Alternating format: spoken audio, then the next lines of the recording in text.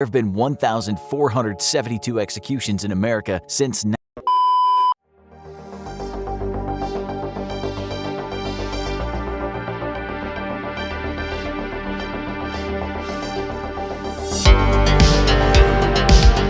Welcome back to Requiem Radio. Today I have an exciting episode for you where we will be doing a crash course on Hinduism 101. With me today we have my co-host, Hazy Dialects, and we have our two featured guests, and that is Duke of Diaspora and Sammy Vada. Hazy, you want to do a quick hello? Hello. Just wanted to let you know we have a very interesting episode, considering that this is one of those belief systems that have been around for quite some time. Actually, it has possibly one of the biggest pantheons in terms of other existing characters within its religion. So it's always interesting to talk about it, especially when we talk about Hinduism being around at the BC. So it's very, very, very, very, very old in terms of all religions. So it's very interesting to get into it, and the distinction is that I'm often interested in this, the difference between Hinduism and Buddhism. So I can't wait to have a discussion and kind of boil it down to the audience who are maybe unfamiliar with it, with our guests here. All right, sounds good. And Duke, would you care to do intro for yourself? What's good? Duke of Diaspora. I do Hindu activism and dharmic activism and theological discussions, mostly on Twitter, but I'll probably plug those in later on. A lot of it is just trying to discuss topics related to Hinduism and people that are curious to learn about it, and to people that may be antagonistic towards it, because a lot of misconceptions. Me alongside Sammy do. So yeah, thanks for having us on. No, it's a pleasure. Definitely have you on. And Sammy, what's up, man? How's it going? Thanks for having us on. My name is Sammy Vada. I started out as a content creator on TikTok, expanded the platforms to Instagram, Twitter, YouTube.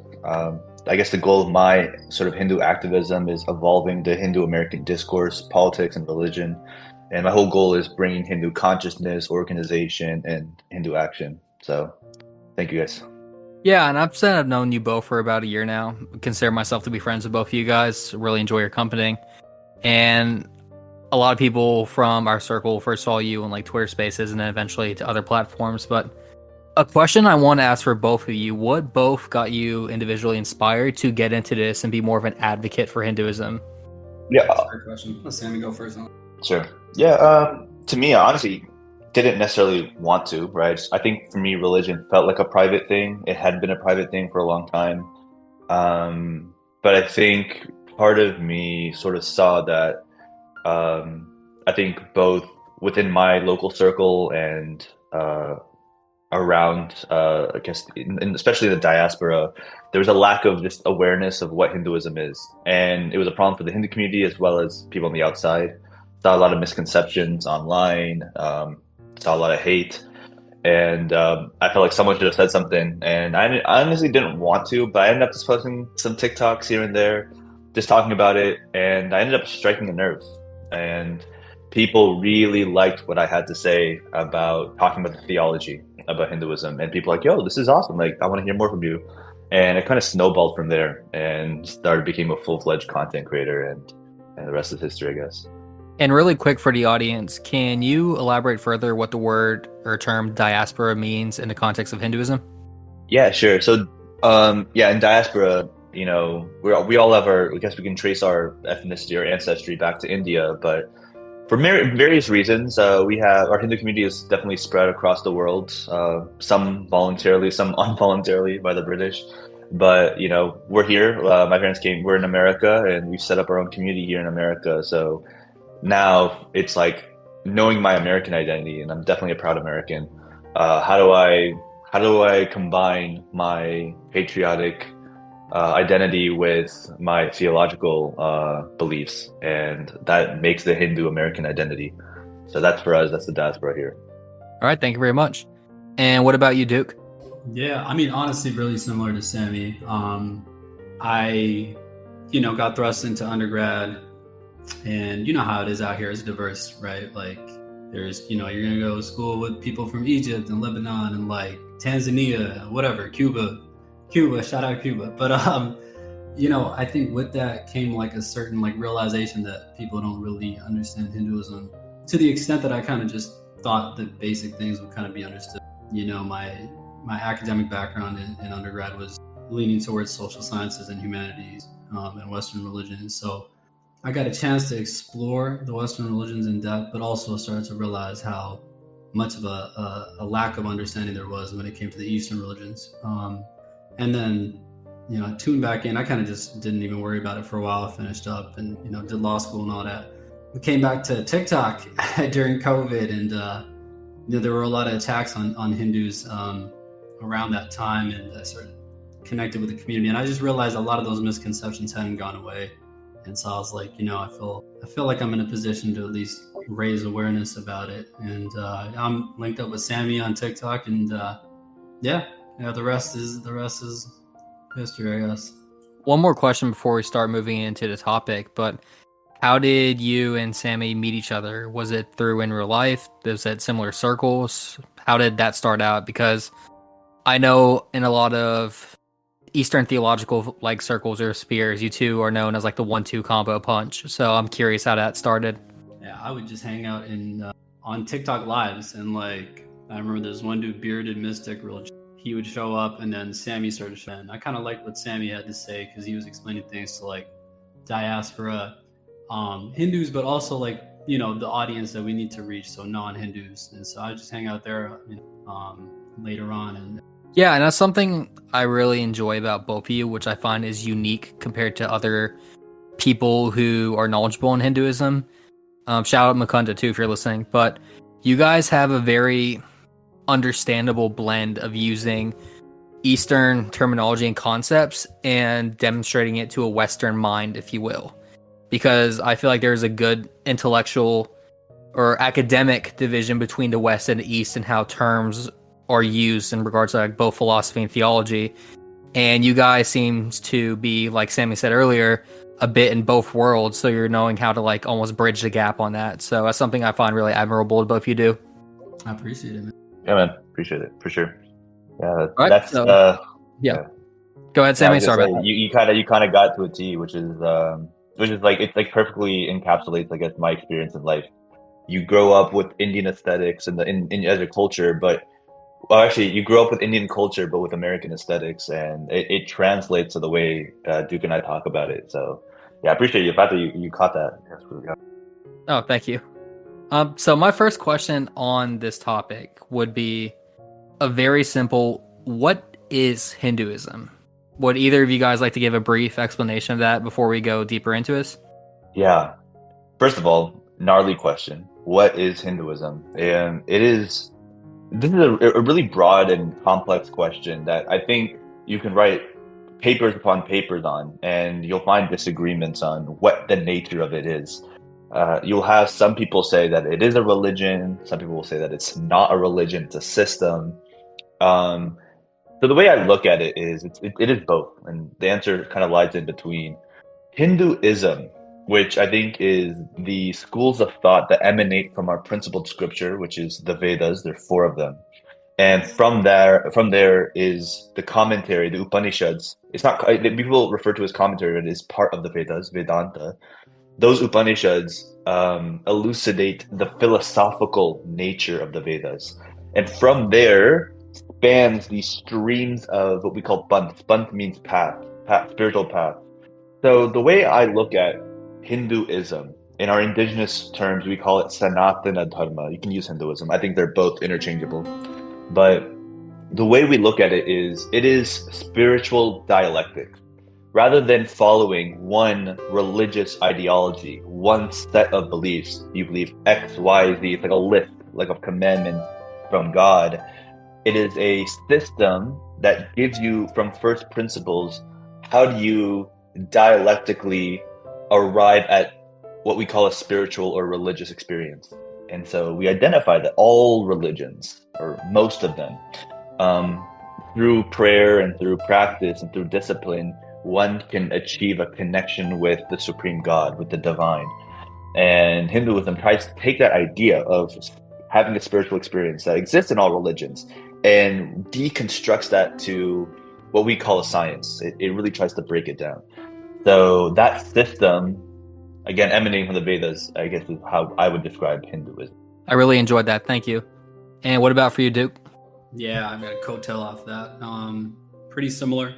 Yeah, I would define it as a collection of indigenous practices that originate from, the region that we know as India today. I like to go with Alan Watts's definition in one of his lectures about Buddhism. Right at the start, he splits up the two main ideas of Hinduism. One is that it exists as a spirituality, and the second is that it exists as a civilization. And so I think Hinduism is both. At its simplistic core, it's a spiritual guide with many teachers and many methods to arrive at the objective reality that can be experienced. And then you have the civilization. Yeah. Definitely reminds me of, I'd say, an overpowering line, if you will, that breaks the 1-2 dichotomy to black and white, where it's just like, we're both, what about it? And you keep going forward.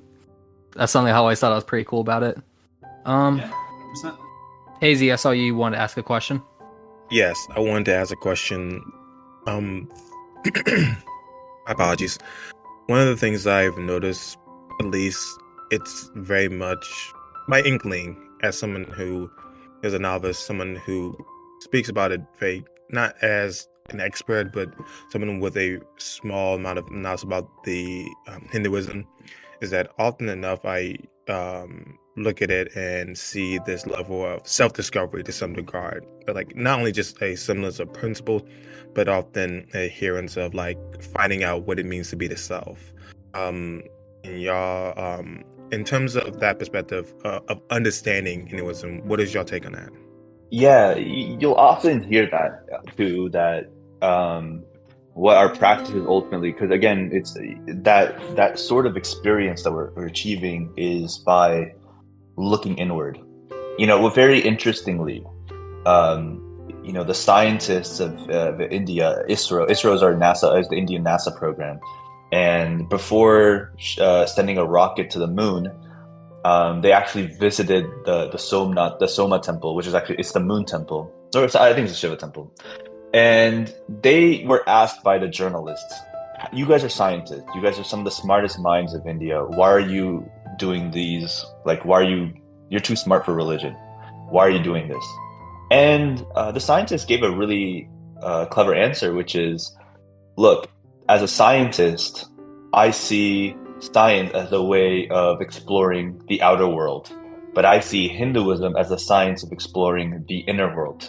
And it was a really beautiful answer, and he kind of demonstrates that it is guidance on how one understands the mind and the thoughts. Like we're all human and we all think, but the way we think is very, very different. Some of us are very anxious, but some of us are very serene. Some of us have really slow thoughts, and some of us have very rapid thoughts. And you have to really assess yourself on where you are in that spectrum. And Hinduism definitely, our scripture definitely gives you guidance on how to make that assessment. And from that assessment, how do you arrive at what we call like equanimity of the mind, where you're not overstimulated, where you're not feeling anxious and you feel focused. And that can bring the sense of bliss and contentment with your existence. So absolutely, I definitely concur with your sort of description there. It's an examination of the self.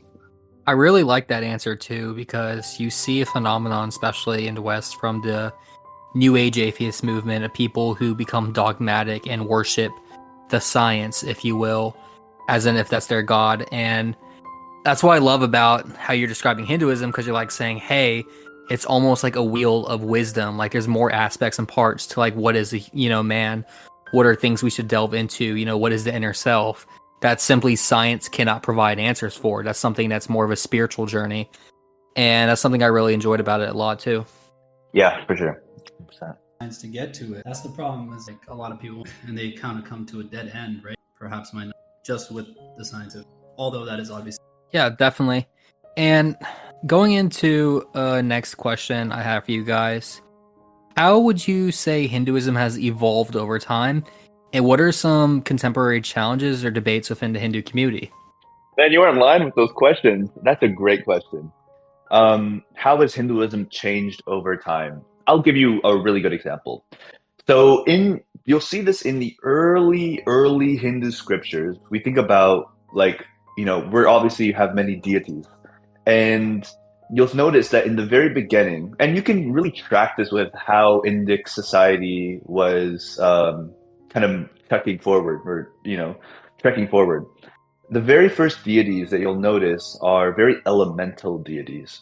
One of the early mantras, Sham no Mitra, Sham Varunaha, Sham no Bhavet Ariman, Sham no Indro Brahaspatihi, Sham no Vishnu Urukramaha. And I mean, Vishnu aside on that one, he was considered a very minor deity. The first ones are elemental. You have Agni, you have Mitra, which is like light and friendship. You have Varuna, who's the ocean. You have Vayu, which is wind. Indra, which is storm. Agni is fire. I think I already said that. But with those deities, it's very much they're surrendering to the chaotic nature of the world, of the natural world, because they haven't found a way to survive fully yet. So they're very much praying to like Mother Nature, like protect us, please. Don't give us a storm. Don't let us like succumb to the elements of the world. But once you see like Indic society developing, and it really happens once the plant is domesticated and you start seeing farming. Then the deities that are worshipped are far more abstract, which really reflects where Indic society is headed towards. Rather than worshipping fire, which is still part of it, but like fire, wind, earth, water, now we're thinking about more abstract concepts. Vishnu, Shiva, Brahma become the main, we call the three Murti, which is creation, preservation, destruction. The nature of deities reflects a more abstract thinking society. And Hinduism really starts honing in on its philosophical nature. Because, at first religion is, we got to surrender to the world. We can't control whether we're going to live today or tomorrow. It's a very chaotic world, like 9,000 years ago, 5,000 years ago. And then, so 100%. Thank you for that. And Duke, would you like to tackle the second portion of that question? Yeah. The second part was up and coming challenges. Yeah, what are some contemporary challenges and debates within Hindu communities or circles? Are we talking just straight up theology? Or are you talking like community issues? I'm more theological for the sake of this episode. Theology wise, I mean, we're always having debate. But in terms of theological challenges, I can't really see there being any major theological challenges. I think one of the biggest ones that you mentioned right at the start is that kind of enjoy the way that we discuss these concepts that are Eastern in thought through a Western lens. And going forward, that's going to be a challenge that's going to become a little bit more widespread, and more people are going to be able to explain these abstract, these complex concepts from lens. I think that's and so, but apart from that, I don't really see too many issues. All right, thank you. One of the particular fascinations I find within Hinduism is typically when we discuss religion, there is the one be all of all deities. Typically, that means that there is one true God within whatever scripture you might be pertaining to. However, with Hinduism, there is a myriad of gods and deities that exist within the pantheon. One thing I also believe is kind of interesting is how many people prescribe to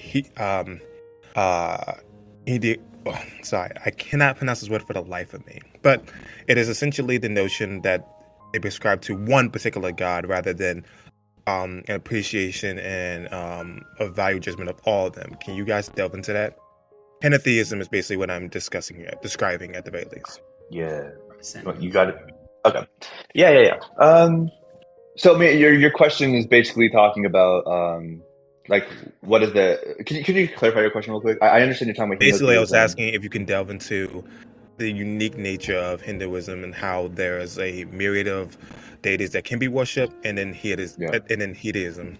Yeah, henotheism. Yeah, for sure. So henotheism. My apologies. Yeah, no worries. So this is really interesting because you have this massive conversation on like, is it polytheistic? Is it monotheistic? Is it pantheistic?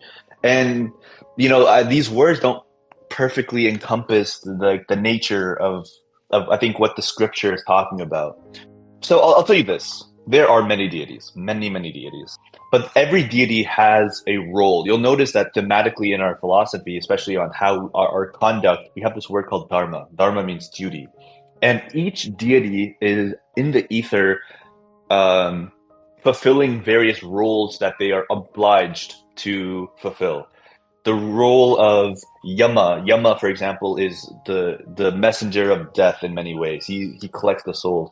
You have again, like we mentioned the other ones, the elemental deities. They control the nature of these elements. You have Brahma, who's there to create. Vishnu is there to preserve. Shiva is there to destroy.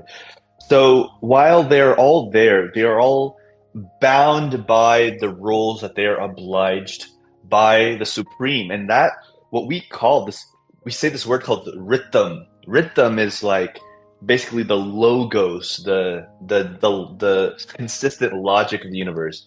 You can think of it like the laws of physics, or the laws of math, or the laws of chemistry, laws of biology, so on and so forth. And so while they're all there to fulfill the nature of the one that sort of encompasses it all. We call that Brahman. So this is sort of the cosmology of, if you will, of what Hinduism is describing. So in that, this is how we understand the world. Now, when it comes to the individual self, what do we ought to do? We say that henotheism is very important. We call this, the Sanskrit word is Ishta Devata. Ishta means your preferred. Devata is, Deva is God. And I think it's related to the word Dio in Greek and Latin for God. So when we focus on one deity to focus our concentration, right?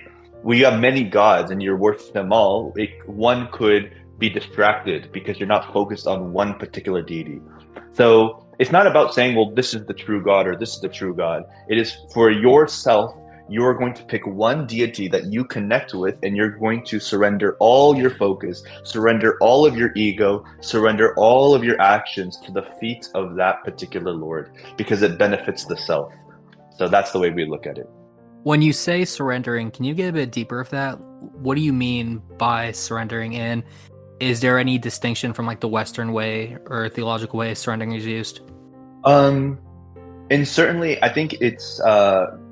I would say it's different than the Islamic way, but I think it's very close to the Christian way. And in the sense that, what's really interesting in Christianity, and you can't say this, I don't want to bring up other religions, so we'll touch on it and go, but you're all good if you want to bring something up for example. No problem with that. Yeah. It's just to juxtapose. That's the only device I'm using this for. But in Islam, you can't call God your father. It's a very important thing. He's your master, but he's not your father.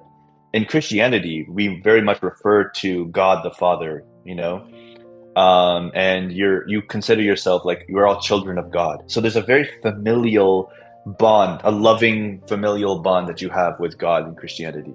So I mean, in that sense, it is actually quite similar. But it's not. You're not just there just to follow the commandments and obey like a master is. Like I think, and that's the way I understand Islam to be. So that's what we mean by surrendering, very close to the Christian way. All of our actions that we do in life, whether it is feeding your kids, which is, you're obliged to do that. That is part of your dharma. It is important that you get up and go to work and get a paycheck for your family every single day. That is your dharma. All of these actions that you are obliged to do because you are a human being who has responsibilities, we surrender those actions not for the self. I am not going to work to benefit the self, me, my ego. I'm doing it to benefit God and my family, which we consider one and the same. By doing seva or service to your family or your loved ones, you're doing it for God. That's what we mean by surrendering. Really beautifully said. Duke, would you like to comment on that as well? Yeah, I mean, I kind of focusing yourself, and there's a verse in the Bhagavad Gita that says that the mind is harder to control than the wind. It's like the airbender. Like it's hard to control the mind. And when you think about Ishtadevata or your bird deity, you're not limiting God, limiting your mind. Kind of get to that next state, self-reflection. All right, thank you. And another question I wanted to ask, because Sammy, you brought this up earlier at the beginning of the podcast, but how would you say that Hindu scriptures such as the Vedas, Upanishads, Puranas contribute to the development of Hindu thought and theology? Sorry about that. Yeah, that's a great question. The way it developed is we have these Vedas, and these are revelation of the highest order. And it is not clear like the exact nature in which these are given, but we know that the people who wrote the Vedas, they're considered nameless, and very intentionally the sages did not pen their names to the Vedas because it wasn't from them. Again, thematically in Hinduism, it's not about ego. So you don't put you are not credited for the divine knowledge revealed to you. So they remain nameless.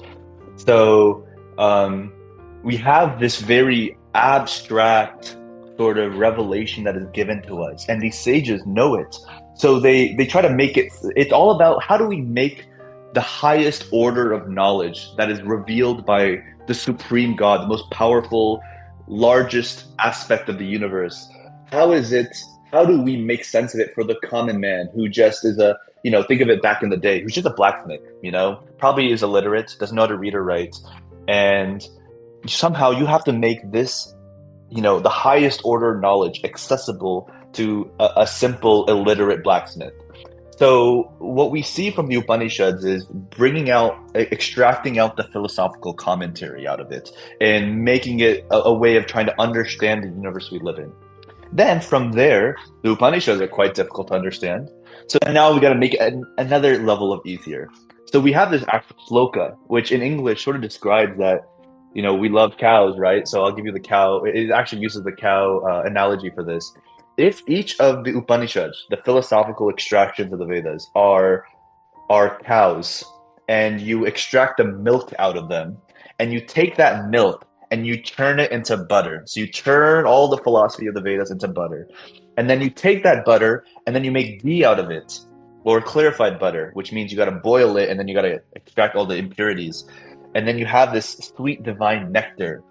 That is the Bhagavad Gita. And that is part of the larger story of the Mahabharata. The Mahabharata being the largest epic of human history. So when we see the evolution of the scripture, you're going from higher order abstract knowledge into very specific things that you and I in the 21st century can apply to our daily lives, And it's really interesting. Adi Shankaracharya, who lived in 600 AD, right, or even before that, or around the 800, I think. He lived forever ago in our times, but he says that the Bhagavad Gita is ahead of its time, even for his era. And the idea that it reigns true today, I think, is so beautiful. But that's the whole, the evolution of scripture. And we say scripture goes beyond like Puranas and the Itihas or the history, the epics. Even today, we have Swamijis who write English books, and they're here to bring knowledge to the English world. Swami Vivekananda in the 1800s wrote Raja Yoga. It's in English, but he's bringing the Vedas into English for the English audience to understand. Autobiography of a Yogi by Yogananda Paramahamsa, it's in English. And so, for better or for worse, maybe the British, by forcing us to learn English, and the Swamis were like, who knew the Vedas very well, were very easily able to make Vedic knowledge into English. So we say that these are principled scriptures, but we have gurus and Swamis who continue the evolution into the 1900s and I guess the 2000s as well. Sammy, I just want to say you are on fire with these answers. I really appreciate the analogies and energy you put into this. It's really helpful. Yeah, 100%. Appreciate it.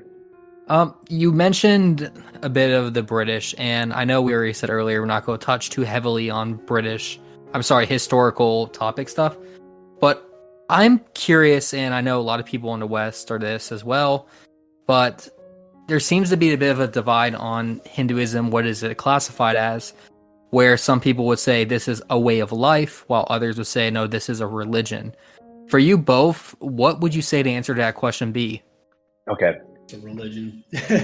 Straight up. At least in the modern sense, it has theological connotations, depending on which sampradaya, which is a sect, or there's strict rules that you adhere to. Don't do that. All in, hopes of something metaphysical at times, right? So, I think it fits the definition of a religion. Here's what I'm confused about. I'm confused about this distinction. I hear it a lot. I've seen a lot of Indians say this. Oh, we're not a religion, we're a way of life. What's the difference? Yeah. Sola, didn't you do Lint? Like you gave up? Still got 1 week left on it. Yes. Yeah, 1 week left. All right, yeah, dude. Well, Godspeed on that, or God's strength. Yeah, I Isn't miss that a way of eating life? But Yeah. I would say definitely. What you're doing right now is a way of life. Your way of life is changing. It affects your habits, your daily way of living. When a Muslim fasts for Ramadan, that's his way of life. He's not touching pork. He's not drinking. He prays 5 times a day. That's a way of life. I personally have never understood why. How can someone say it's not a religion, it's a way of life? To me, religion affects your way of life if you're following it. I feel like, well, this is just my uneducated opinion, but I feel like a lot of it comes from the negative connotation or reactionary views against the British when they showed up and they kind of like slapped the label of religion on top of you guys, where there's some groups of Hindus who are very anti-religion just for the sake of like where that origins of where it was came from, like where it started like being called that. Would you say it's a fair assessment, or would you still say they are wrong on that? No, that's fair.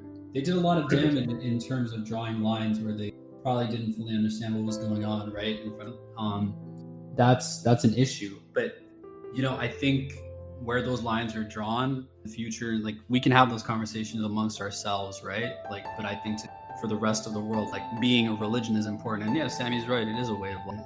They're obviously interconnected. I see a lot of people hating on the world. Maybe that's just an aspect of it. Thank you. And if you could turn up your mic just a tad, Duke, that'd be appreciated. Yeah. Were you going to comment as well, Sammy, before we go over to Hazy? Yeah, no, I think Duke said it right. People don't like the word, and you said it better than most Hindus I've heard say it. I think they just hold a resentment against the English word just because of the connotation towards the British, or what they made it into be. Or made it out to be. So yeah, but yeah, at the end of the day, it doesn't like Duke said, it doesn't change it just because you don't like the word. But yeah, 100%. Hazy, go ahead. Most of my comment is simply vibing off of what everyone else has said so far. I believe that once again, a religion is an adherence to a particular faith and principles and beliefs, and effectively, the word is sufficient. Especially since, uniquely at the very least, I think there is a strong prescription for those who follow Hinduism to abide by the rules due to there being a reincarnation. Something we can delve into a bit more, but I think that's, especially with all those other facets and how they're functionally comparable in those regards, I think religion is a sufficient enough terminology to describe what is Hinduism to a larger degree. Yeah, well said. I agree. Yep. Is that better on the gain? Oh, a lot better. Thank you. Yeah. And we touched on this slightly earlier as well. One more thing I want to touch before we go to our break. But Hazy brought up a good question where you see a lot of times this conversation alongside Hinduism and other groups brought up, and that is Buddhism. Would you guys like to clarify on the Hindu relationship to Buddhism? Is Buddhism part of Hinduism in a smaller sect, or their own individual thing with their own teachings and structures? Yeah, so I think the problem is sometimes when answering these questions is there's what I feel and then what's politically correct. And I think for the sake of this conversation, I think I do justice to the podcast if I say throw political correctness aside. I don't. If we hurt feelings, we're hurting feelings. To me, we would say Buddhism is part of the Gnostica sect of Hinduism. And yeah, Buddhists, they want to feel separate because feeling separate makes them feel important, but you can't. They believe in reincarnation. Gnostic means essentially non-theistic in nature. Yeah, exactly. It is, yeah. So they believe in reincarnation. They believe in karma. They believe in dharma. They believe in all the fundamental principles that Hinduism believes in too. They just don't believe in this idea of a supreme being. And, if you understand Hinduism, God is important, 100%. But the way they look at that, they don't just say, oh, there's no God. They call this they almost deify this idea of nothingness. And that word in Buddhism is called shunya, which means zero. It means zero. And they look at this zero. We could even go to the writings of Nagarjuna, who is a very famous Buddhist saint who deifies almost this idea of shunya. He's like, through shunya, through emptiness, all things are possible. And all things would not be possible without the shunya. You could replace that shunya with God. All things are possible because of God, and nothing is possible without God. You could say that. And so the fact that they meditate on this emptiness, they meditate, they venerate this emptiness, they show gratitude toward this emptiness. Is it really, at that point, is it really any different from a God? How, based on how you ontologically look at it? So, yeah. So Buddhism is They ontologically create a being of themselves, basically, for what they adhere to. And Yeah. ironic twist.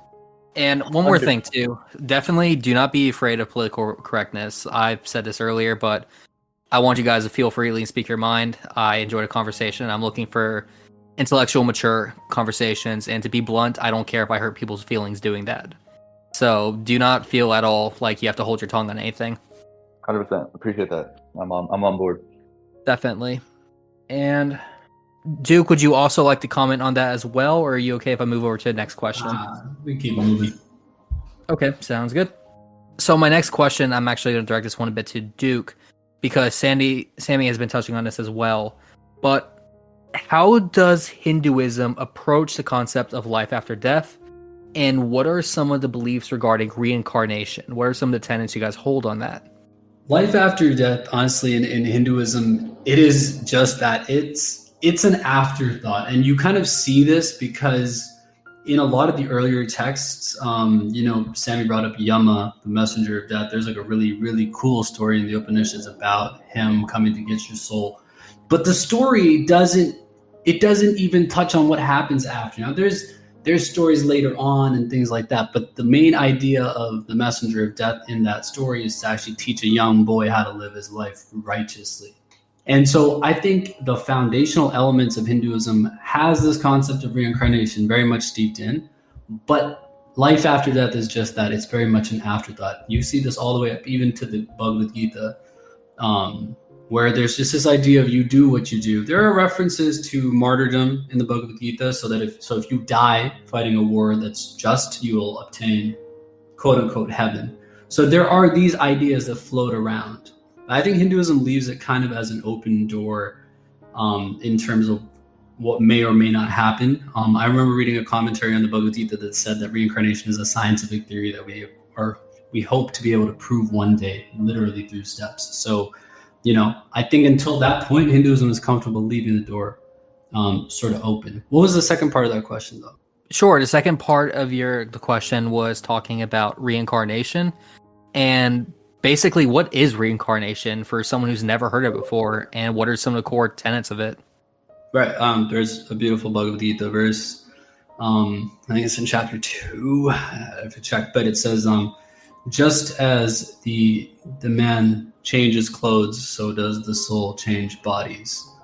And this idea is, physics in mind. It's this idea that energy is simply transferred through different states and never created nor destroyed.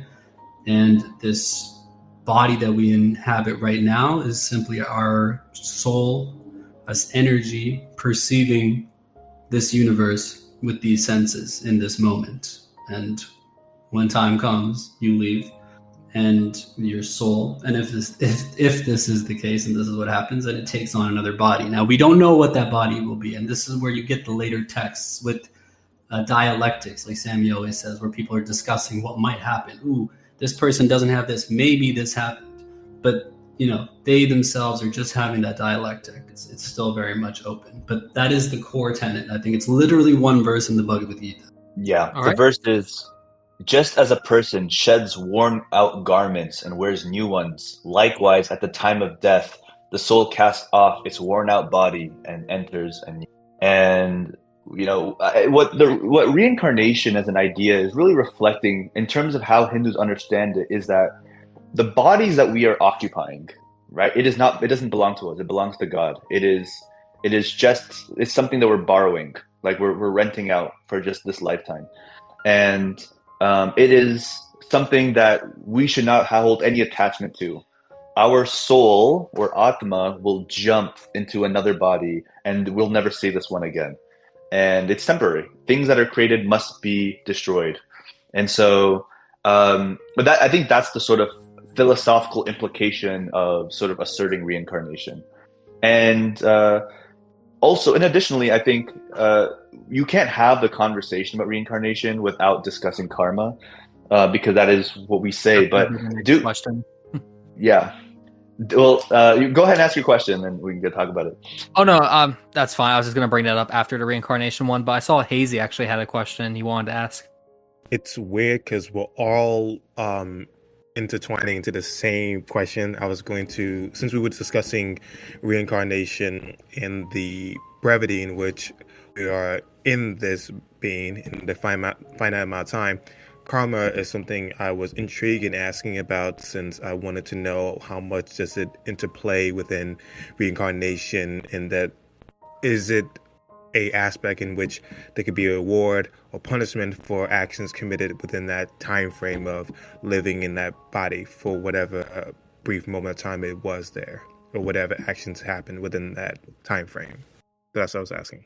I wanted to know about. So I guess you guys want to tackle that then? Yeah. So we're talking about like, I guess, consequences or actions. Like, the idea of karma. So yeah, I guess I'll continue with my thought, which is karma is just cause and effect. When you do something, it will create effects, and these are very, I guess, quote unquote, vibrational in throughout the cosmos or universe, and they come back. And like I said, Duke made a really great point, which is the door is left wide open in the afterlife. How that karma will affect us, whether it is, a higher level life form, lower level life form, quote unquote, or things that will happen to us into our next life, it is sort of, that we can discuss all day, and we can go through different schools of thought, and they'll explain how the nature of reincarnation happens. But with karma in this lifetime, it's very abstract in the sense that when you put out goodness, actually a scripture, a verse that says, when you put out goodness into the world, goodness will come to you. When you put out badness, and it almost uses that word, badness into the world, badness will come to you.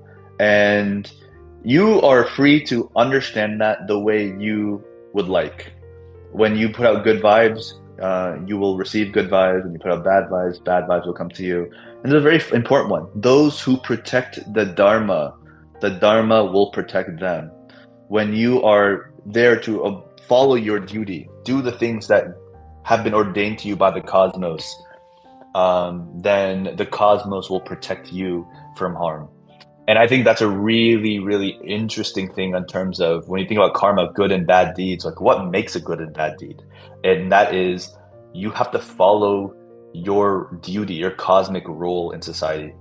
You have time? Can I elaborate on what that means? Sure, I'd like to hear that. Sure. Yeah. We, like in life, we don't get to pick and choose the things that happen to us, or the sort of placement in society that we are. We didn't get to choose our parents. We don't get to choose our siblings. And in many cases, we don't get to choose our community and our friends. I mean, we have some control over that, but sometimes we don't. And yet we are ordained with the responsibility of loving them. You have to love your parents, no matter how good or bad they are, your siblings.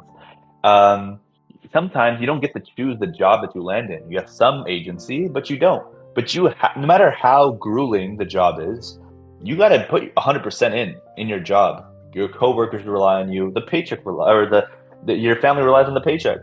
And so, what we think of good karma, and this is all in the Bhagavad Gita, you put your 100% into all the roles that are just thrust upon you. And that is shown with Arjuna. Arjuna did not want to fight in that war. He didn't want to, kill his own kin and other people on the other side of that battle, because violence is not our first instinct. But Krishna says, you are here. Your soldiers rely on you. You're their commander. You go in and fight, because that's your dharma. That is thrust upon you. You go in. I know you don't want to do it. You put 100% in. When you come back from work and you don't want to hit the gym because you're tired and you're sleepy, like, yo, I'd rather nap. Dharma says you go to the gym anyways. That's your duty. You made a commitment, so you're going to go to the gym every day. You're going to wake up. You're going to go to work every day. You said you're going to provide for your kid, your wife every day. you do it, that's good karma. So Yeah, I'll just add one real quick point because I like what you said with karma is vibrational, and that's really important because I want to keep it surface level, and maybe this is best left to like a way different conversation down the line. But how karma can be fast or slow, and how long it may take, these things are discussed as well. That sort of almost quantum level of karma is discussed quite in detail in a lot of our texts. Using almost physics examples like shooting an arrow and hitting a bird and the distance traveled. And so there's all these analogies about how karma actually works. But it's so esoteric, it's so philosophical that I think a whole conversation could be had on it. But I like what Sammy said, which is doing what you got to do. Definitely. We're going to go ahead and take a quick overtour break, and we will be back shortly. All right, and we're back from our break. Last we were talking about karma and how it was a school of thought that teaches every action has a consequence. And I was curious going further. We were mentioning the good and the bad. And correct me if I'm wrong, but good means punya and bad would mean papa? Or how would you say that? Am I butchering how to say it? yeah, no, you're not saying it wrong. So we're South Indian, so we in our sort of dialect we'd say punyam and papam, and since you know what, still we're homies, you're gonna do it the South Indian way because you're initiated.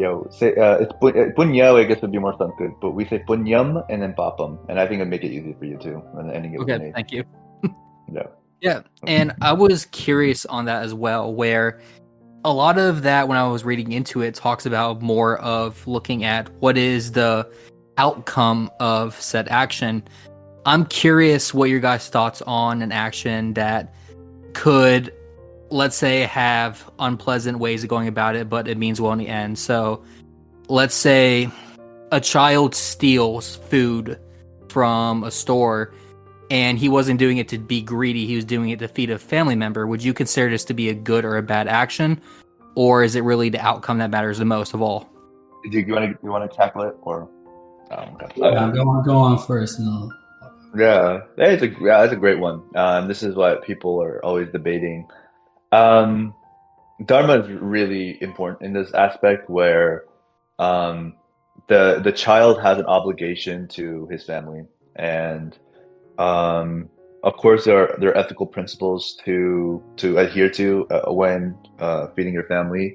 If the circumstances are extreme and there's an emergency, then I would say that the child is acting in good principle, because he's trying to help an immediate emergency situation where life and death is on the line, where poverty is on the line. So, yeah, I would say I think he's acting in accordance to Dharma. Does anything happen after the child steals the food? Sorry, I missed the last part of that. No, sure. The question was just a child steals the food from, let's say, a bakery and gives it to his family that's hungry. Would that be seen as a good or bad action? Because he did the act of stealing, which I'm sure everyone could agree stealing is wrong, but he did it for good reasons. It was to feed someone in his family, because they were hungry. Yeah. I mean, the intention is good. The action is not. There's karmic implications there in the sense that he did it once. Does it lead to him doing it repeatedly? If he's repeatedly doing it, then there's karmic, there's factors in there that he could be doing something else in order to get to the bread, because he probably knows what he's doing is wrong. Then there's another karmic implication as to whether he gets caught by the owner one day. That owner then has a choice as to what to do. Maybe he teaches him a lesson that both parties leave with having done something good, right? But maybe he beats the shit out of him. And then maybe that's something that leads to something else that's not quite good in the store. Store owner had a choice in that moment. So there's many ways it could go down. I think a one-off emergency may not have, a negative ripple effect karmically, but a repeated action perhaps might. I like that distinction between, one-time action, like a repetitive act.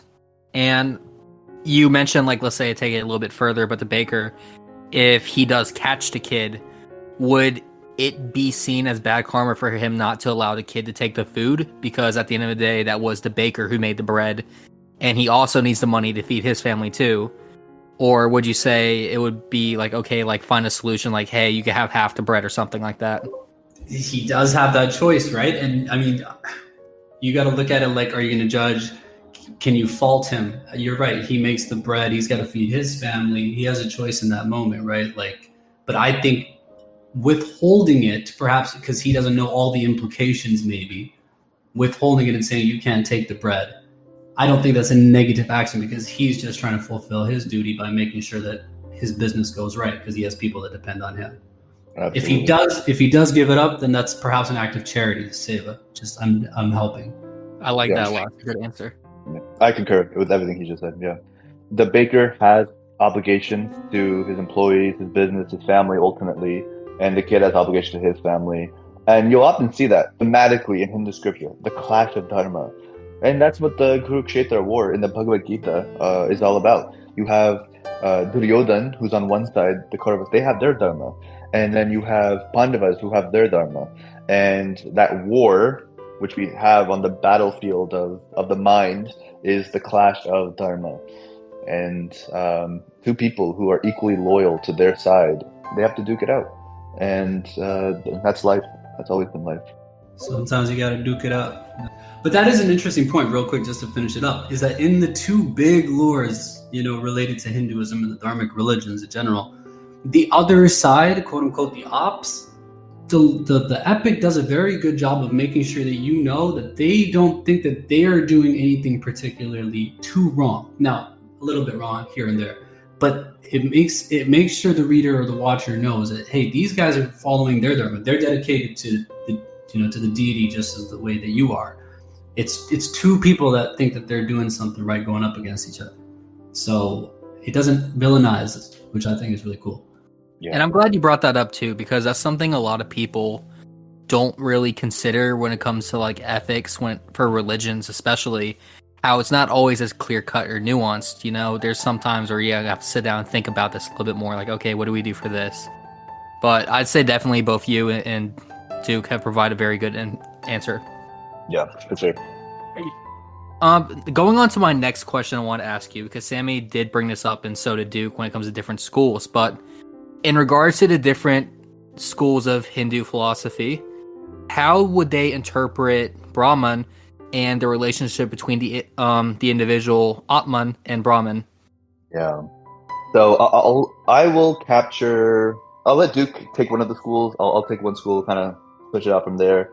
If you guys want, you don't have to do a super deep dive, because I know there's a vast number of schools of thoughts. If you want to like briefly touch on some of the main ones, I'm completely okay with that. Yeah, we'll do the big three. There's the big three, and then there's a bunch of others that kind of are variations of those big three. So you have Advaita, and I'll give you. What I love is when I say Sanskrit words. I mean, guys, remember that Sanskrit is an Indo-European language. It is related to Greek and Latin and English, all the European languages too. So you'll be able to pick up on some of that etymology. Dvaita is composed of two different, I guess, there's a prefix a, which means not. It's the same a in Latin, which is the opposite of, or atypical, or I don't know, what's another a adjacent? I'm thinking a bunch of ones, but yeah, you get the idea. A means not, and then you have agnostic. Yeah. Thank you.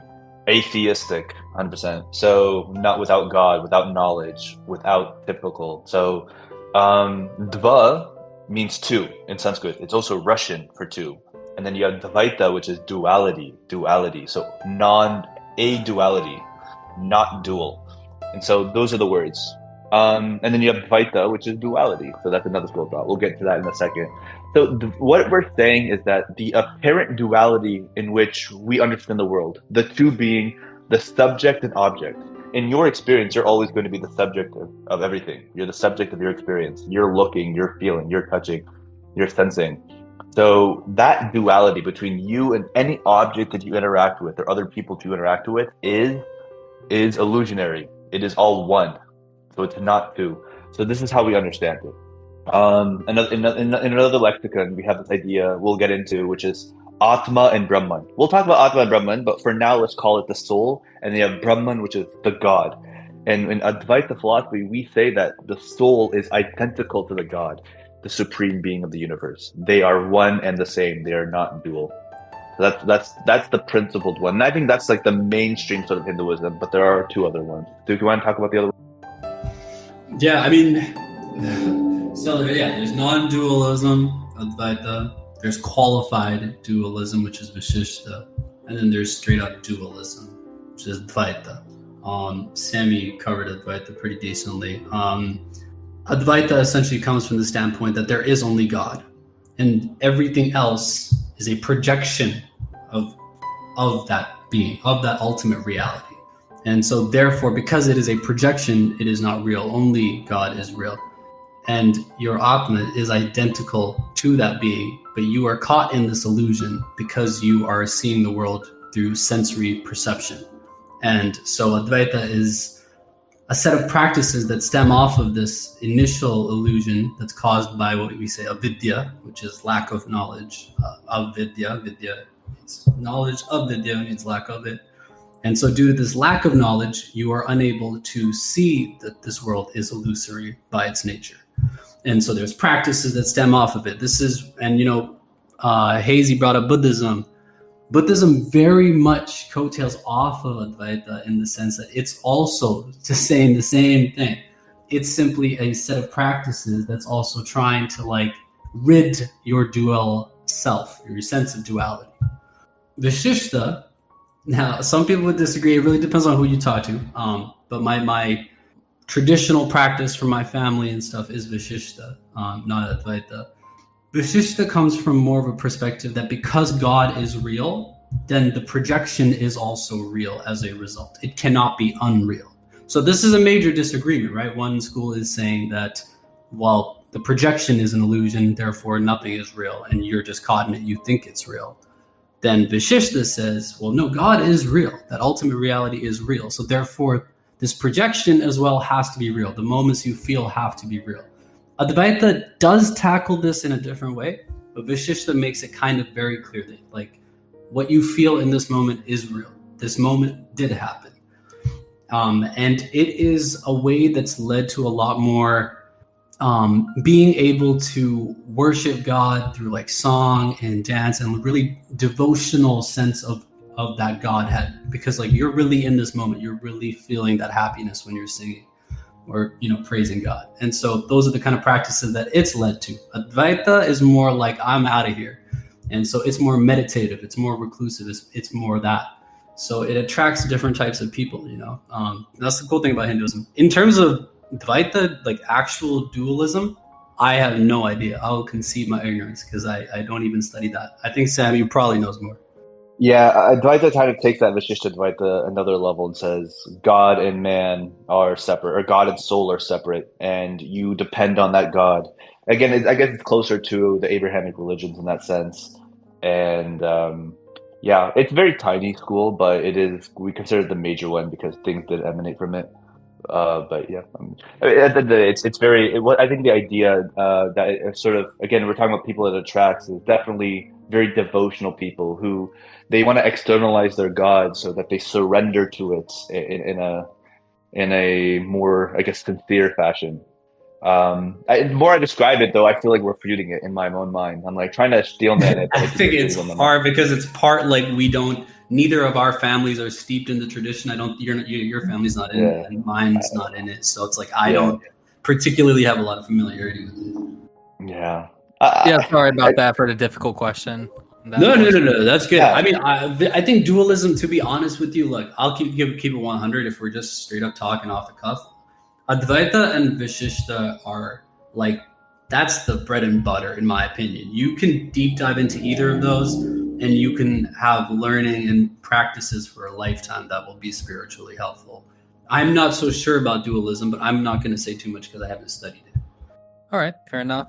And a question I wanted to ask you on this topic a little bit, but branching out some. How would Hindus view the concept of God? And what are some of the major deities of Hinduism?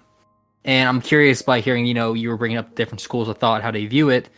But what would you say is something all of these schools of thoughts they could at least agree on? Yes, this is God. Om. yeah. Om. So you've probably seen that vibrational sound. That is sort of the words that are used to describe it, and we can talk about what that means. Is it is the substratum of the universe. It is fundamental. It is the fundamental existence underlying everything. Another way to look at it is the only thing in the universe, and this is where we get into different schools, but it is the only thing in the universe that is uncreated and is undestroyed. It will never, everything else, we say the word is anitya, it's nitya, it is temporary. Our bodies, it came into existence, it will fall out of existence. This earth came into existence, it will fall out of this existence. This universe came into existence, it will fall out of this existence. Again, ahead of its time, we didn't know about the cosmology of the universe at the time.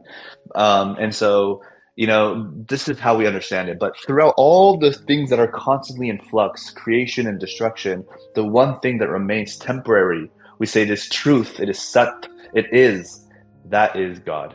And that's, again, in terms of what they will all agree to, it's that. Yeah, remains permanent.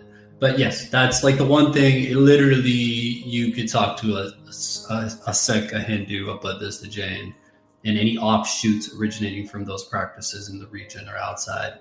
And that sound, that representation is like, you won't get any fight from anybody on it. You won't even get any pushback. All right, thank you. And Duke, you were touching earlier, I'd like to get a little bit more expansion on that, you were saying illusion. Would that be the concept of Maya? Nailed it. That is Maya. All right. And I guess to expand a little bit further, in Hindu philosophy, how would you relate Maya to the understanding of material world and ultimate reality? So to answer this question, we're going to have to say, we're going to appeal to Advaita. To me, Advaita, first of all, is mainstream. It is the first form that came into America. It is the most popular form. And even Vasishtadvaita, which is the second most popular form, is still a form of non-duality. So I'm going to make that. I guess we'll put that disclaimer out there. You asked us about... for the future, too, if I leave out important aspects of a question, please correct me on that. Yeah, for sure. So you're asking about Maya, right? And how Maya relates to non-duality? Yeah, how would it relate to our understanding of like the material world and like, the ultimate reality? Yeah. So we say that life is we say Leela, it's a grand stage play. We as human beings, we are what we call Atma. We're, again, for the sake of conversation, the soul that's occupying the body. And so if we're going to use that stage play analysis, the body that we occupy is the costume. The ego, our names, everything comes with the ego. And in the Jungian sense, that is the character. And I guess God would be like the director and the script writer and everything. And so from that, the set design of this stage play is Maya. It is fashioned by the Supreme Being. It is fashioned by God. And we're occupying it. It's very interesting. I always say this. If you listen to the Hindi, Urdu dub of The Matrix, instead of saying the word Matrix, they'll actually use the word Maya instead. And to me, it's really interesting. It is the simulation that has been programmed for us to exist in. And so, again, what do we understand from the Matrix? It's not real. And I think part of the philosophical, or the way we can take home, the aspect we can take home with that is, don't take life seriously, and don't be attached to anything in the material world, because it is all going to disappear eventually. So the only thing you should attach yourself is God. Surrender yourself to God. Attach yourself to God, because no one else is going to save you at the time of death. So I really like that. It's actually a very beautiful and poetic answer. And a bit of a softer question for you guys. I want to know, as you could already see from the audience are listening, that Hinduism is very diverse and has a lot of deep theology. I'm sure we're not going to be able to touch it all in this one episode, but for the audience at home, what would you guys both say is a very common misconception that Westerners get of Hinduism that you guys would like to address? It's got to be the deities, right? I mean, I think, and this is going to maybe, again, sound a little bit like rough, but like, you're Christians. You understand the relationship between Christianity and paganism and pagan civilizations around you at that time, right? I think a lot of the times people in the West liken Hinduism to that paganism. Now, I don't know everything about other pagan civilizations, so I'm not making any judgment. But you would say, for the most part, that they did fall, and it wasn't always war, wasn't always conquest. Philosophically, they fell in that sense as well. And I think a lot of people think that what Hinduism is some nilly-willy paganism that really doesn't have anything that's turning the wheels behind it. And I think that's what people get wrong the most, is that they look at all these deities, they see all these aesthetics, and they don't realize that behind it is like this grand clock that's just ticking. And that's the philosophy. That's what keeps this outward version of Hinduism that you see going, is that underlying philosophy. I think if it wasn't for that philosophy, and it's beautiful because Sammy touched on it right at the start, is like that progression into this really lofty philosophy. I think that lofty philosophy is what has kept Hinduism alive. And we can see it because we can see the difference between us and other quote unquote pagan civilizations that fell. I like how you mentioned that too, because a fun history fact that I'm figuring out when I was doing a lot of research is that the Catholic Church, funny enough, they were one of the first groups to actually put a halt on a lot of them calling, like, you know, some of these Hindu schools over there pagan. They're like, wait, these guys are very different from what we're used to dealing with, because keep in mind what we are dealing with are mainly, you know, the Norwegians, the Scandinavians, those type of like Nordic paganism, and then, you know, the Egyptian like deities and stuff. But it was interesting because the Catholic response was that they are very much well endowed with knowledge and with their own form of theology. So we kind of had to like put you guys in like an own separate category, being like, okay, we are gonna have to take time to like learn more about this, because unlike the other, let's say, I'm gonna say pagan with, you know, quotations above that, groups like the Nordics, they didn't really have much of a written tradition. It was mainly oral. They didn't have much of a well-endowed theological framework. And I found that always amusing to just see these, like, you know, theologians kind of stumbled. But Aquinas, they ended up citing him, where Aquinas said, you know, all truth is God's truth. As in, if they speak of wisdom, if they speak of the logos, of which is, you know, what is the truth, then we should, you know, fully embrace that and, like, you know, acknowledge the existence of a thing or like a concept that they bring up. So that's something I always found enjoyable. But what about? I didn't even know that. I just learned something. I didn't know that. For sure. Yeah, I didn't know that either. That's crazy fascinating, for sure. Thank you. Sammy, were you wanting to tag on that question as well? What do you think are like some Western misconceptions of Hinduism that you see that you'd like to address? Part of is that, I guess, is people think that we I guess you guys didn't have that, but it's like idea that just because we have so many deities and forms that we're all just we're worshiping them like mindlessly or aimlessly, and every facet of the deities and their existence is it places a significance in our understanding of the universe, but it's not like just because we have the word God as a lowercase g, because we're borrowing language from how we understood pagans, it doesn't mean that they're God in the same way that they're the highest form. And then you'll often see this with a particular group of people who think that, like, oh, well, if you have all of these gods and, you know, how are you seeing all of them as the highest form of existence?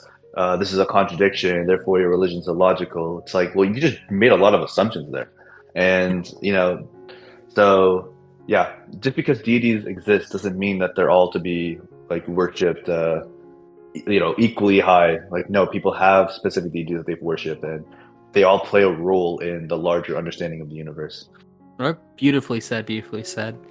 And my next question, I want to touch a bit on the Ganesha in the room with us, but would you guys like to explain what is caste and how, all right, yeah, I like how Duke got that joke. What is caste and how that is seen from like historically to today, and what are some of my common views on it? Sorry for the cheesy one-liner joke. No, too. I got the joke. I was trying to laugh. I didn't want to interrupt. I didn't want to interrupt it with a laugh, but I was trying to figure out where I could emote. Here it is. This is what I wanted to do. No, that was fire. I've never used that before. Yeah. So, this is, you know, obviously sensitive topic for a lot of people, and how do we understand this word caste?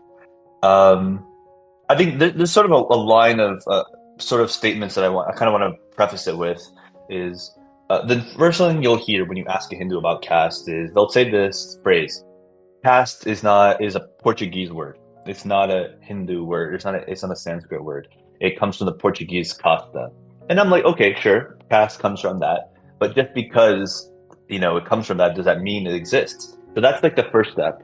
And the answer is, I don't think so.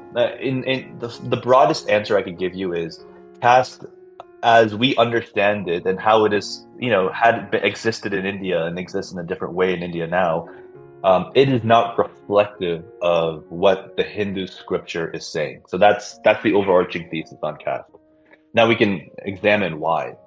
When I understand caste, there's sort of two broad descriptors or characteristics of what makes a caste system. One is you're sort of entrenched in it from birth, a label that is given to you from birth.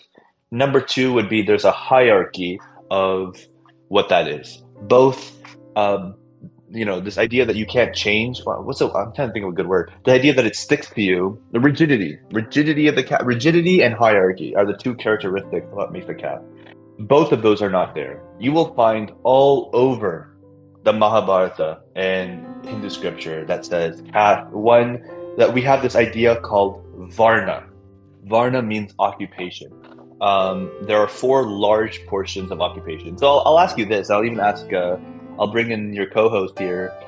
Every society, and think of it for yourself, is every society can be broadly categorized in 4 things throughout time and space. We can think about 21st century America. We can think about 7th century Arabia, or even Russia, the 11th century. 4 main broad categories of occupation. You have workers. You have agricultural, like service workers, laborers. You have farmers, agricultural/entrepreneurs. So again, they're farmers, so they're kind of managers. You have administrators, or political workers, and then you have intellectuals. In any society, you can see this. You have people that work for the business. So you have people that run the business. Then you have people that run the administrative affairs, and then you have like this philosophical, intellectual class, which are like the professorial people, philosophers. I don't want to compare them to modern day American professorial people because they're all grifters in my opinion. But you get what I mean, you get me. So, and no, 100% agreeing that. Yeah, screw academia. But yeah. You want to continue? Yeah. So we understand it. We call this, Shudra, Vaishya, Kshatriya, and Brahmana. Worker, administrator,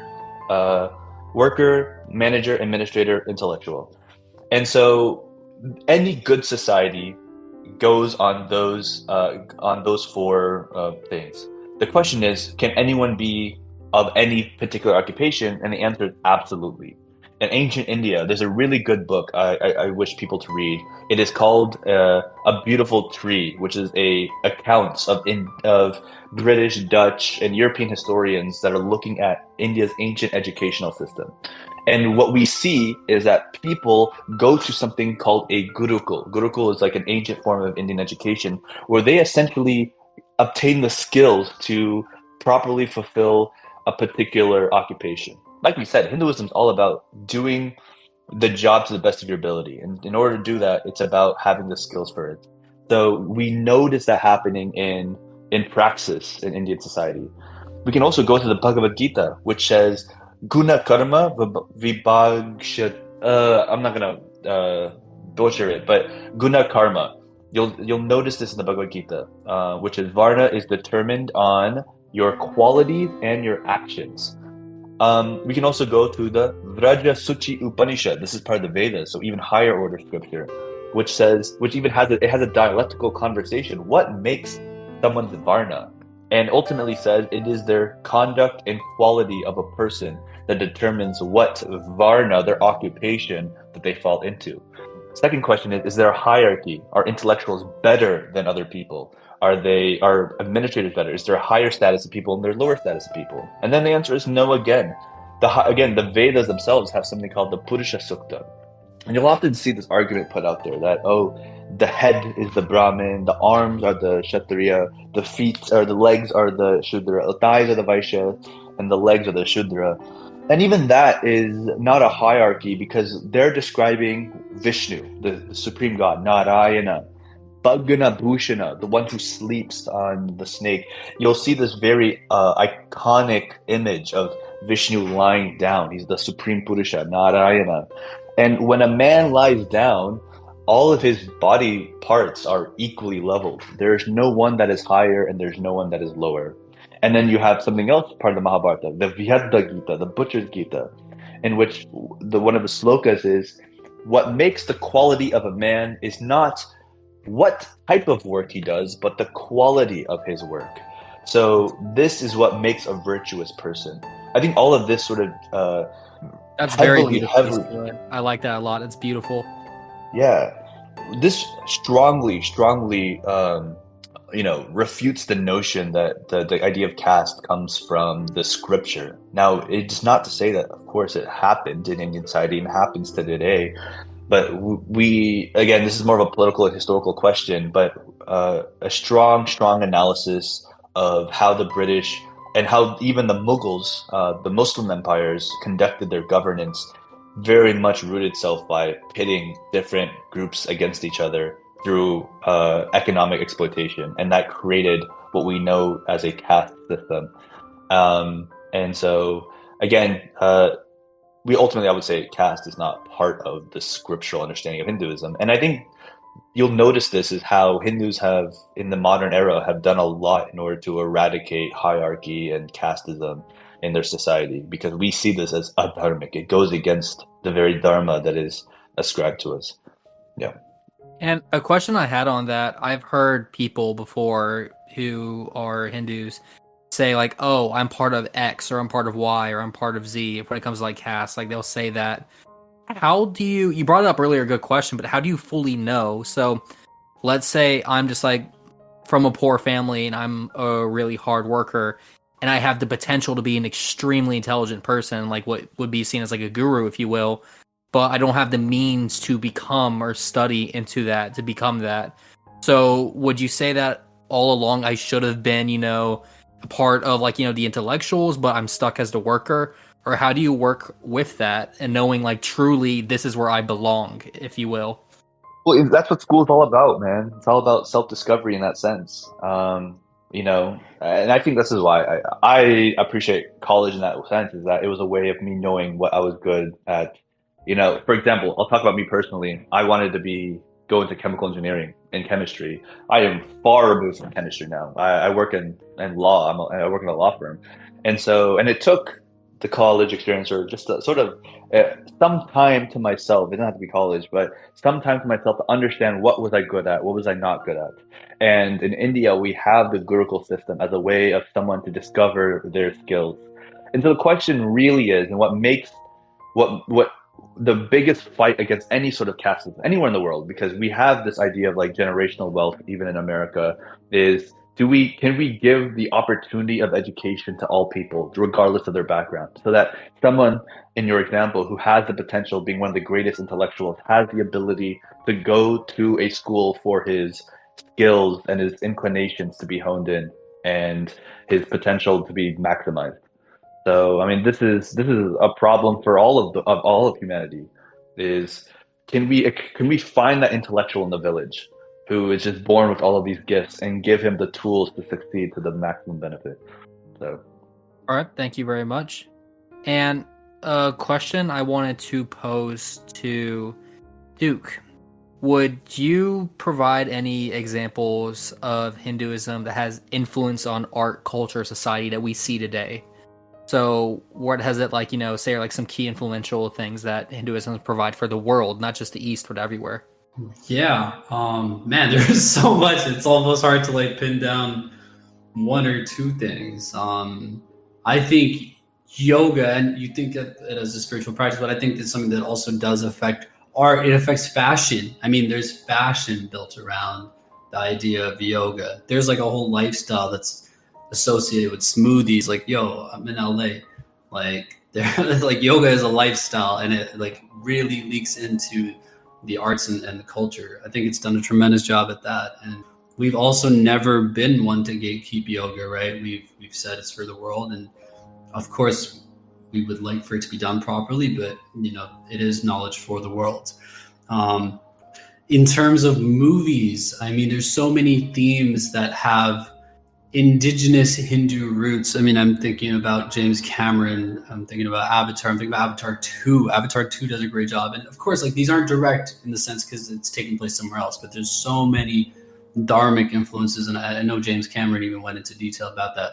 Things like Star Wars. We actually had a fire conversation with a Sikh friend on Twitter once, and he brought it up first. He was like, this idea of the Force and how it's like really dharmic, and Star Trek, Battlestar Galactica, all the sci-fi. I would say even Interstellar. I mean, these things are like rooted. I mean, we have Marvel Universe and like the multiverse. Like, I think these things are fundamentally like very dharmic, and I think there is roots, and I think the people that are making these movies are definitely looking into those themes. So yeah, we're an endless source of inspiration for that stuff.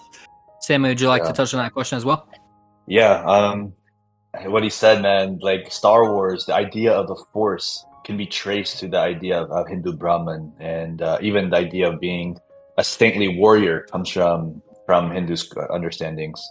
I mean, you can also tie it to a samurai, but you can see it's the combination of both, definitely in its theological foundations of Star Wars, or of the Jedi. Yes, Battlestar Galactica, a lot of that. The Last Airbender, absolutely.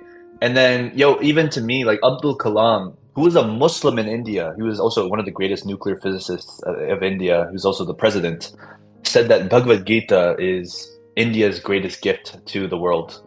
And, for a Muslim to recognize that is, I don't know, for me, it's awesome. And so we have this.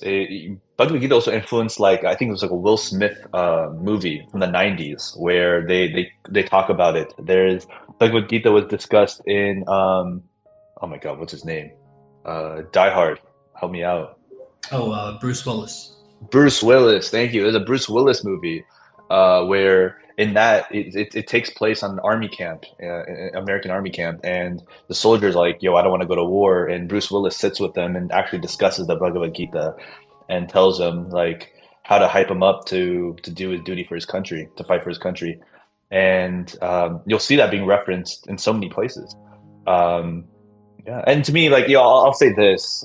This is why I know Hinduism is true, is when you see that our scripture is used by people everywhere in the world, not, like in the West, being like, it's not about converting to Hinduism, but taking our philosophy and applying it to your everyday practical life. That means that our yogis from 5,000 years ago, they were onto something. They spoke truth. Truth from 5,000 years ago is used in 2024. And that to me is amazing. And that's how that to me, it reminds me that this scripture is true. It is usable. And ultimately proves, I guess, the fundamental thesis is we are promising, the scripture promises that by following these practices and keeping this mindset and sticking your nose to the ground and focusing on God, one can live a fulfilled life of contentment and without what we call dukkham or suffering or anxiety, existentialism. And the fact that a white man from Europe looks at this, brings it to Europe, and finds genuine solace out of it, to me that's the gift. So, 100%. And one more important question I've wanted to ask you, and apologies for not bringing this up earlier, but what is the significance of moksha, and what is moksha?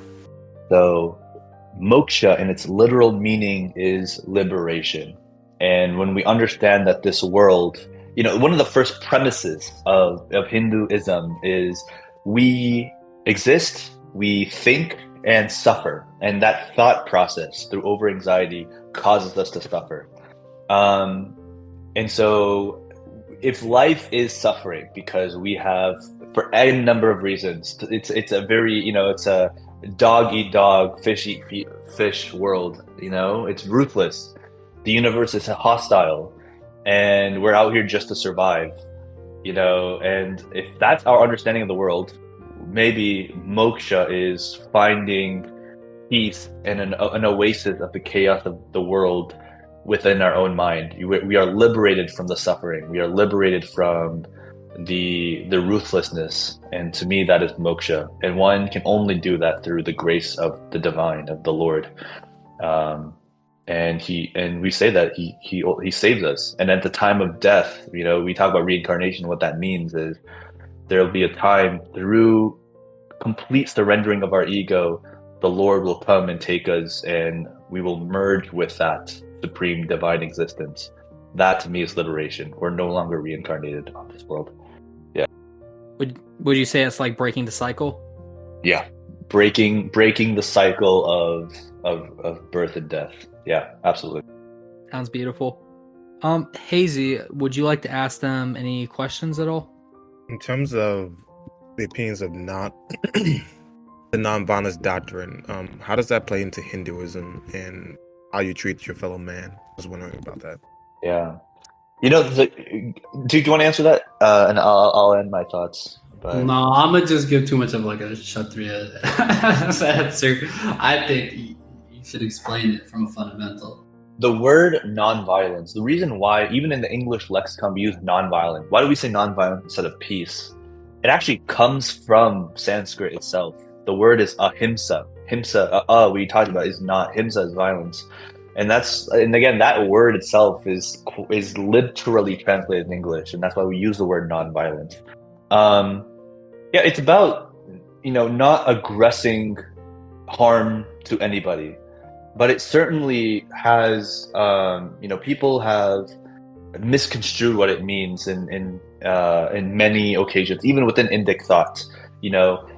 In the Jain, and this is not all Jains, by the way, this is only the extreme sects of Jainism, they take non-violence to the highest extreme, right? Where they believe in not harming any living things, including certain bugs. They're not allowed to step on ants. They actually have to keep a broom with them so they don't accidentally step on an ant.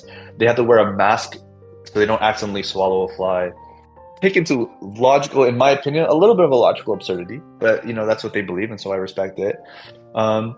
But for us as a Hindu, this idea of how do you balance self-defense and fighting in a war with the principle of let's be peaceful people. And Arjuna is asking Krishna this: what good can come from violence? And so in this case, sometimes not violence is necessary to stop in order to pursue non-violence.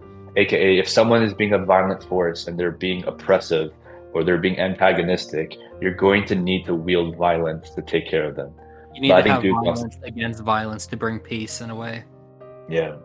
So, speaking of just non-violence in general, I thought it was interesting, just in terms of Hinduism, and basically, we haven't spoken majorly about any sort of political figures, but I thought it was interesting that even during the time period of Gandhi's assassination in 1948, there was still people who basically migrated even further out, extending to like North America and Britain, and spreading the philosophy to the Western world, which is, I think, a testament to a non-aggression principle to some degree, to like still ensure that it spread as far as it did, regardless of one of its biggest and most recognizable figures being assassinated.